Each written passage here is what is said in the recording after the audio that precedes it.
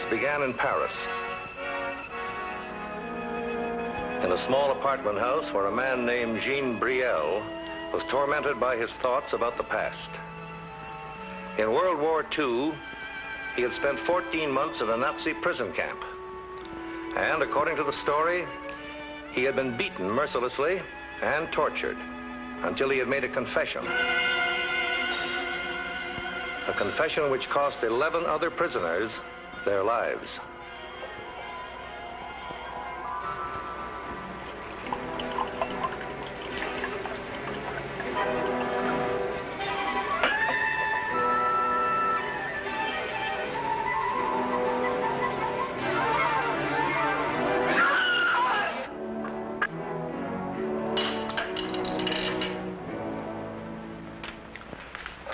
Among the law enforcement duties of this department are several not usually associated with the Treasury by the general public. One of these duties involves the Neutrality Act, passed by the United States Congress. This statute provides that no American citizen can export arms or strategic materials to foreign countries unless a license has been obtained from the Department of State. And now in my role as Chief of the Division of Investigations, United States Customs, which is charged with the enforcement of that statute, I'd like to tell you the story of a man who violated it. A man who would sell anything for a price, including his own country. This is Treasury File 4286, United States Customs. The case of the Iron Curtain.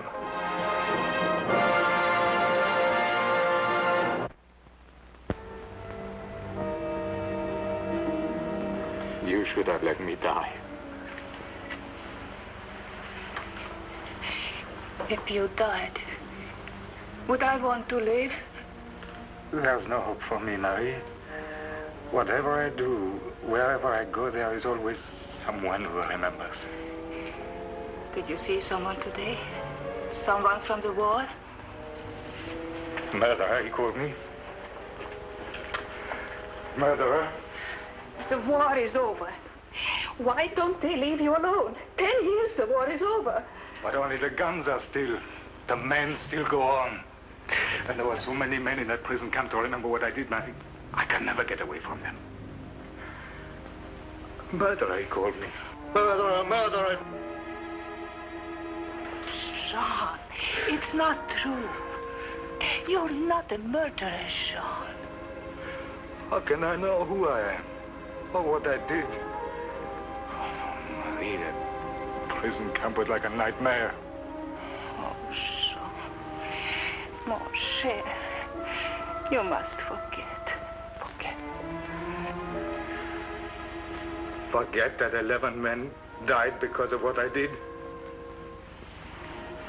11 men, Marie. Riddled with bullets because they tried to escape and they never had a chance. Because I told the Nazis their plan. I informed on them. Oh, but I won't believe it. It wasn't you. It was someone else who informed. Who? I was the only one they questioned. And for 3 days they had me in that room, torturing me, hammering at me till I was out of my mind. I had to tell them. I'll never believe that you did, Jean. I'll never.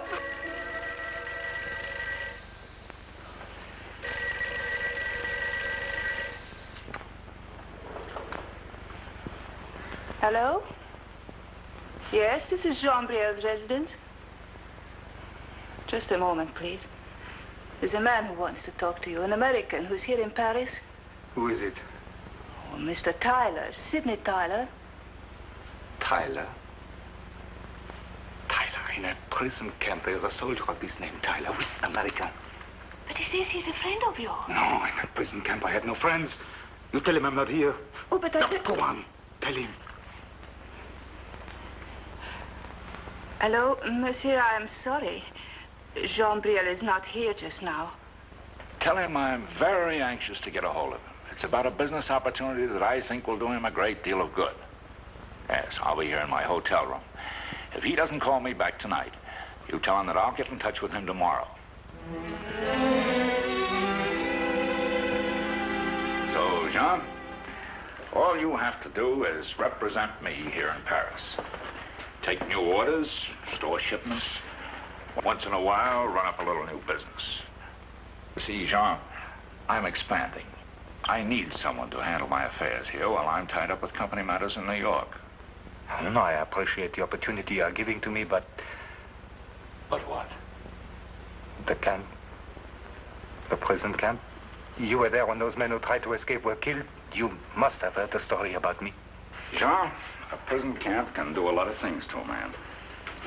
Can make him forget the basic rules of decency. The Nazis were good at that. You know then what I did. Could you help it if the Nazis tortured you until you broke down? Besides, that was 10 years ago. To me, it was yesterday. 10 years, Jean. That's a long time. Time enough for people to forget. I want you to work for me, Jean. I want you to be my friend.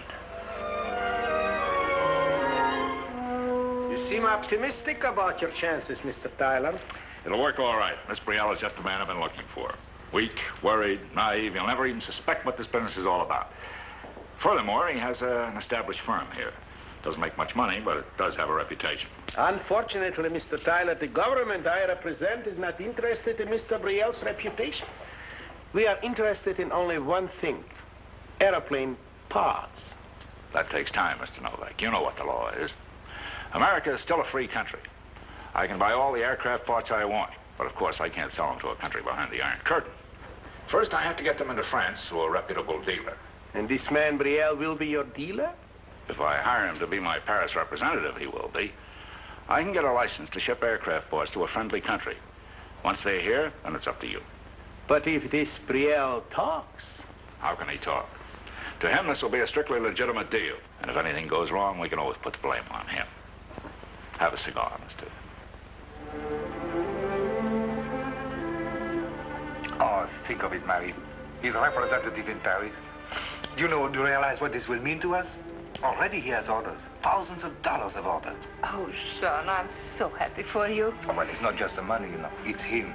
He trusts me. He calls me his friend. He was in that prison camp and he calls me his friend. Oh, he must be a wonderful man. Well, I'm a new person, ma chère. One day with him and I'm a different person. Oh, no, this deal we have made will bring me a new life. I will live with pride again. To all appearances, the deal which Jean Brielle had made with Tyler was an excellent one. But what Jean Brielle did not know was the fact that Tyler had tried to make the very same deal in London only 1 week before, with a British purchasing agent who turned Tyler down. And the information was subsequently passed on to the American Embassy, and through the Office of Munitions Control of the United States Department of State, a report was forwarded to the Division of Investigations of Customs. Well, you'll have time to go over all of this in detail later on, Fremont, but I can give you the general picture in a very few moments. It concerns a man named Sidney Tyler, an exporter from New York, who may be involved in a possible violation of the Neutrality Act. Munitions? Airplane parts. Presumably made for big commercial ships, but interchangeable with similar parts for combat planes. I see. This Tyler applied for an export license to ship $90,000 worth of these airplane parts to Paris for resale in France. But it now appears that there's an unusual circumstance about the whole deal.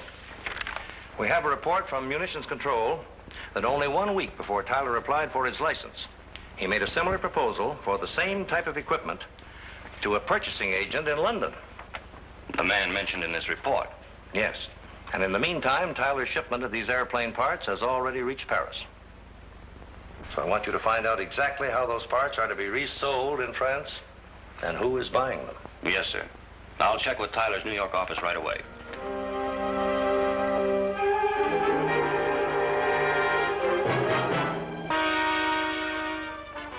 I don't understand why you wanted to question me, Mr. Fremont. All the information you want is right here in my application for an export license. Well, I was just checking, Mr. Tyler. After all, it's our job to make sure that airplane parts don't eventually find their way into countries behind the Iron Curtain. Oh, I understand that, Mr. Fremont, and so does my representative in Paris. You've done business with this man before, this Mr. Brielle? No, never actually done business with him, but I've known him for over 10 years. Has he actually resold any of these airplane parts that you sent in your shipment? Yes, as a matter of fact, he has. Well, would you mind giving me the names of some of the companies that have been purchasing these parts? Well, I'm afraid you'll have to wait till Mr. Brielle sends that information to me, Mr. Fremont. I don't have it just now. Well, don't you remember the names of any of the companies? Don't you have records of the orders? No, not yet. I tell you what I'll do, Mr. Fremont. I'll send you copies of them as soon as I receive them from Brielle. All right, Mr. Tyler. I'll be expecting to hear from you. Goodbye. Only a few moments after Agent Fremont left Tyler's office, Tyler made arrangements for an immediate flight to France. And the next morning at 10 a.m., he arrived at the Orly Aerodrome in Paris. Within an hour, he was at the office of Jean Brielle. Oh, nothing's wrong, Jean. I just flew in to see how things were going. See how those orders for plane parts were coming along. You said on the telephone Tuesday that the Touraine Aircraft Company wanted to take the whole order. Their sales order come through yet? Oui, monsieur. I signed the sales contract on Tuesday, and they collected the entire shipment yesterday. This the sales contract? Oui, monsieur. They paid by certified check, and I deposited it to the company's account this morning. Well, I'm glad our little business arrangement is working out so well. It's been wonderful, Monsieur Tyler. You know, I have an entirely new outlook on my life, a new pride in my work. Good, good. You know, my wife says I've not been like this for years, and it's all because of you. Well, I'll always do anything I can to help you, Jean. Oh, by the way, Jean, do you happen to have a copy of your old letterhead? I'd like to take it down to the printers and have some new stationery made up. Oh, why, certainly, monsieur.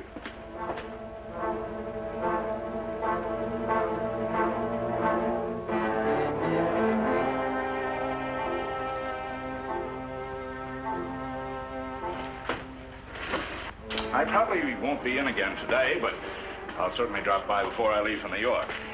Meanwhile, I want to thank you, Jean, for the excellent job you've been doing. Oh. Thanks. Thank you, Monsieur Tyler. You're the best friend I ever had.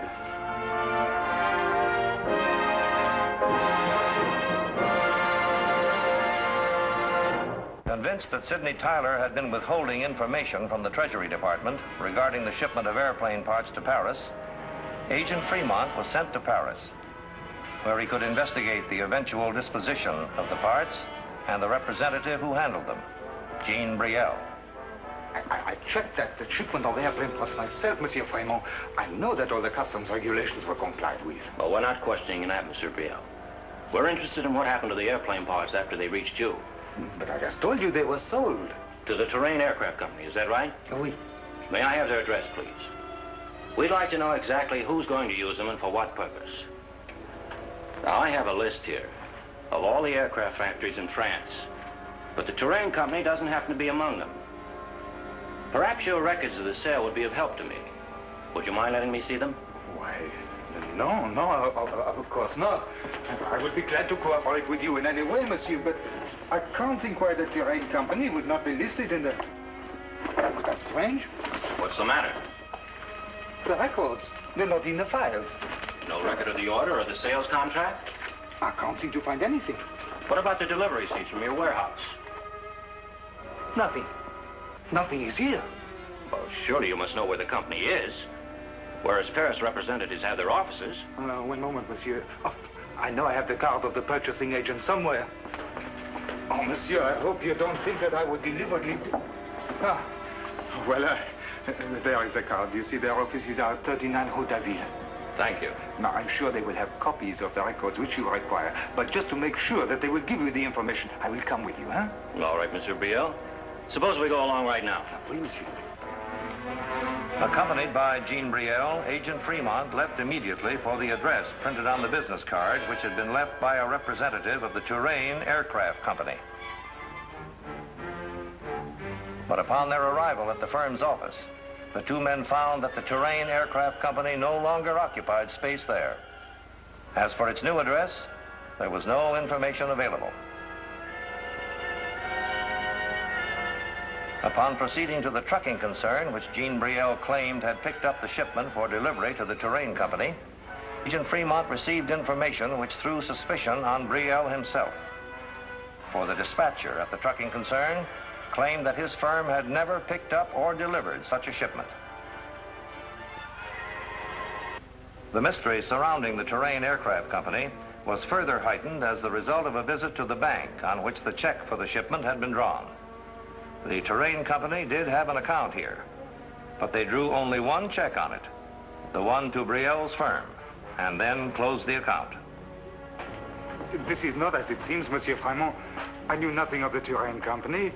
I simply acted in good faith. Like selling them $90,000 worth of airplane parts without knowing anything about them?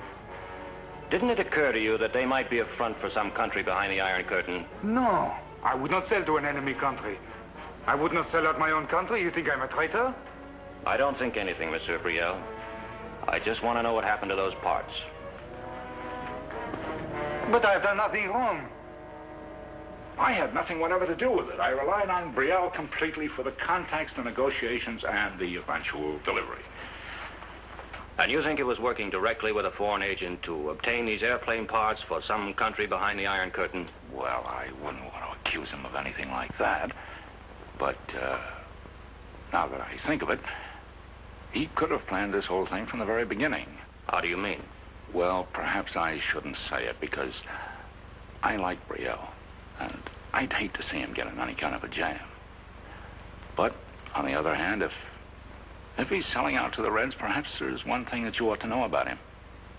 According to the story I heard during the war, he squealed on his fellow prisoners in a German prison camp, told the guards that they were planning to escape.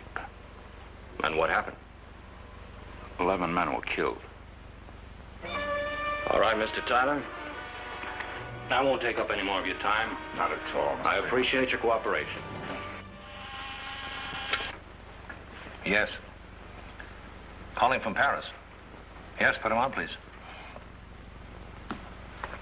Hello, Fremont. Well, how's it going?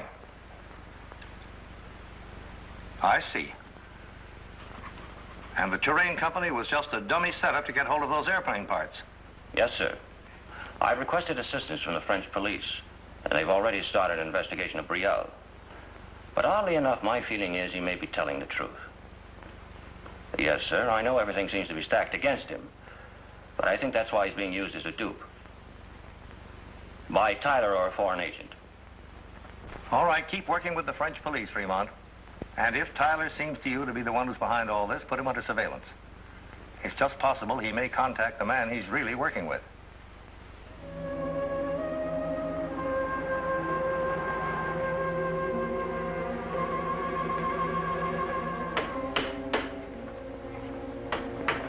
Shouldn't have come here. I've told you a dozen times never to come to this warehouse. If you want to contact me, leave a message at my hotel. There wasn't time. I had to tell you what's been happening. There's a treasury man here in Paris investigating the whole case. If he ever finds out that this phony toy company is a mine for your out... Be quiet, will you? Tyler, it takes time to repack all these airplane parts. They have to recreate them and do it right so they'll pass the customs inspection at border. You've had them for 2 days. And who have I had to do the work? These men are not laborers. I have to use people I can trust. Now get out of here and leave us alone. Besides, you have nothing more to do with this deal. You have been paid, and we have received the shipment. The rest is up to me. Except for one thing. I have to make sure that I'm not caught. If you are caught or not, this is your affair, not mine. Now go on.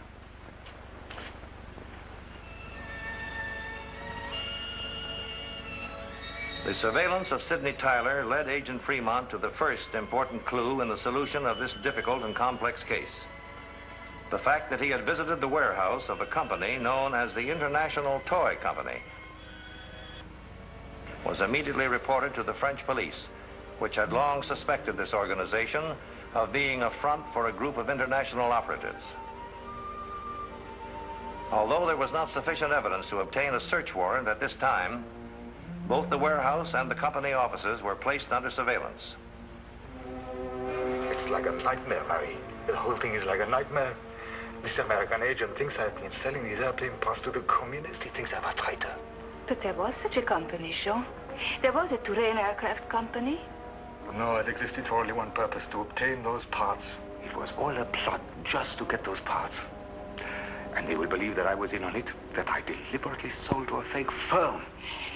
Jean, you did nothing wrong. They cannot blame you for it. Blame? Blame? No. It will be like that prison camp again. They will say I'm a traitor, a man not fit to live. Jean, I'll die when I hear you talk like this. Don't say another word. Well, what will I do, Marie? They won't believe the truth. The order for those parts came directly to me. Even Monsieur Tyler doesn't know of the Touraine Company. But Monsieur Tyler knows you, Jean. He will help you. He's the only one who can help. No, you've got to help me, Monsieur Tyler. You've got to tell him it wasn't my fault. Wasn't it? You know, I've had you all wrong, Brielle. When I appointed you my Paris representative, I made a big mistake. But it wasn't my fault. You told me Touraine Aircraft was a reliable concern. You told me yourself on the telephone when I called you in New York. Otherwise, I would never have drawn up the contract. You expect anybody to believe that? But it's the truth. And you know it. Now, all I'm asking you to do is to tell the police exactly what you have told me. Don't be a fool. But what is the harm of helping an innocent man? No, Monsieur Tyler, you're my friend. You believed in me, you gave me a chance. Now you won't even tell them the truth. Why? Because you're no good, Brielle. First you squealed to the Nazis, and now you've sold out to the Reds. But I did not sell out. That night in the German prison camp, when the guards were beating you up to make you talk, do you know what happened? You stood there like a dumb animal, whimpering and crying until they had to give you a shot in the arm to bring you to your senses. No, don't. I don't want to hear anymore. That's what you said then, and that's what you kept saying. Until they brought in another prisoner and tortured him. They beat him up because you wouldn't talk, and they beat him up again until he had to talk. Who was this other prisoner? What was his name? Let go of me. What did he say? Nothing. He was the one who talked, wasn't he? Him! He was the one who talked, wasn't he? Him, not me, this other prisoner. My throat! My throat! You tell me it was him, it was this other prisoner. Yes, it was him.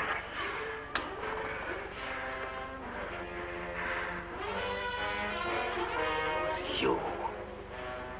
It had to be you. How else could you have known who it was if it wasn't you? You killed those men. And all these years I've lived in pain because of what you have done. All these years I've suffered the shame of your life, your cowardice. I'll prove it. I'll prove it to the whole world. I'll prove that I'm not guilty of this crime either. Jean, it was him. He's the one to blame for all this. He sold the parts to the Touraine Company. Mr. Tyler, this officer has a warrant for your arrest. What do you mean? Those airplane parts you sold to Mr. Novak. We picked him up when his men tried to remove the shipment from the toy company warehouse. He said that you arranged the sale. I never heard of Novak. No? Well, we'll see about that later. In the meantime, you better come along with us.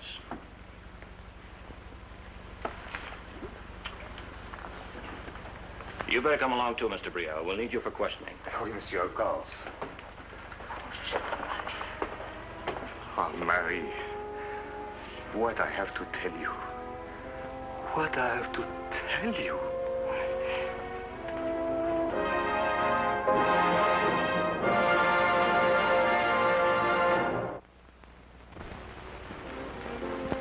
When Sidney Tyler was brought to trial in the United States for violation of the Neutrality Act, he continued to blame Jean Brielle for the crime and proclaim his own innocence. However, after hearing the evidence, a jury found him guilty as charged, and he was sentenced to a term of 3 years in the federal penitentiary. As for Jean Brielle, who came to this country as a witness for the government and testified at Tyler's trial, he is at last a free man in every sense of the word.